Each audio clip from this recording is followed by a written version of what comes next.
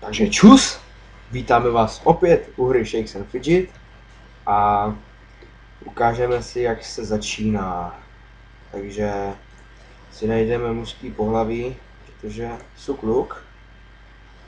A dáme si asi temnýho elfa, protože ten si tak nějak na kouzelníka hodí nejvíc. A budu hrát za kouzelníka, protože ten mě nejvíc baví. A hlavně má nejsilnější útoky. Takže si vybereme nějaký normální obličej. Třeba takhle. Pak už jenom vlastně ústa. Tady máte vlastně plno věcí, jak si můžete tu postavu vylepšit. A tak nějak si to uděláme tak, tenhle si mě líbí tak nejvíc. A dáme si kouzelníka, jak jsem říkal. Tak. Jméno.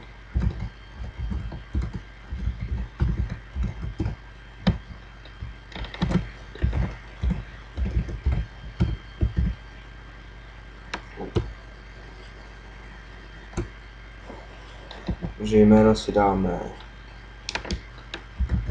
Havran 1. E-mail. Takže jsme se úspěšně přihlásili a mrkneme si na svou postavu. Jo. Takže podle očekávání půlka není až tak špatná, ale musíme si zvětšit inteligenci, trošku sílu, štěstí.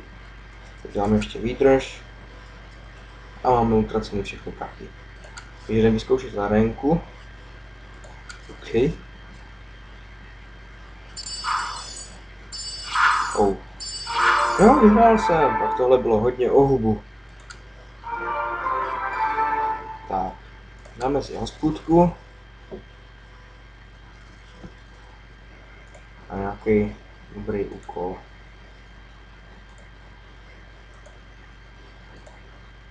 Třeba tenhle, který je toho nejvíc.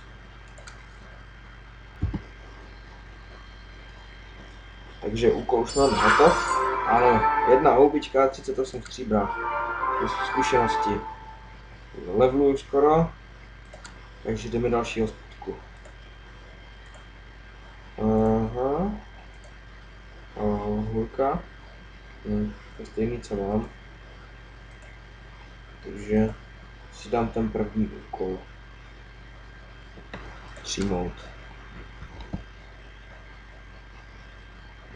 Takže další boj. Opět vyhrám podle mých představ. Drojirna, nakonec co je tady? Samý kokšoviny.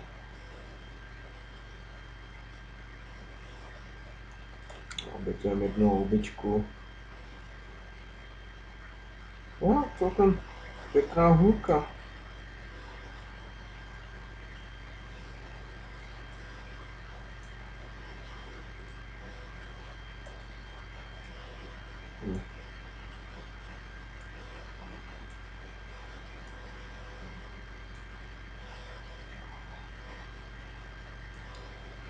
Takže jsme si nakoupili nový hadry a jdeme další hospodu.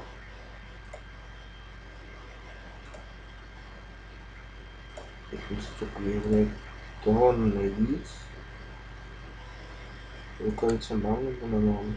Nemám. Takže hospodka. A přijmout. Takže čekání se vyplácí. Dostáváme za to pořád peníze a peníze. A nový hadry a tak dál. Takže nasadíme rukavice. A mrkneme se na postavu. Mě připomnělo, že musím tady ještě hospodu dát.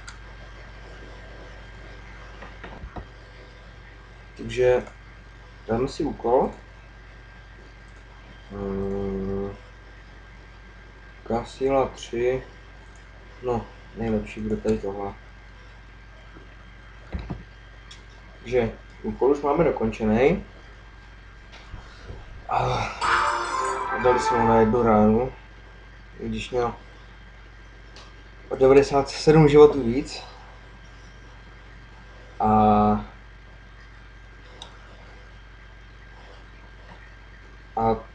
dáme 2 a to bude pro dnešek asi tak všechno. Takže dáme si Elvisovi vlasy tady, ano. Takže úkol už máme téměř dokončen a budeme level 2. Ano.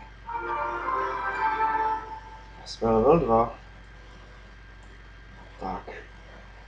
A zítra možná natočím další video. Střih.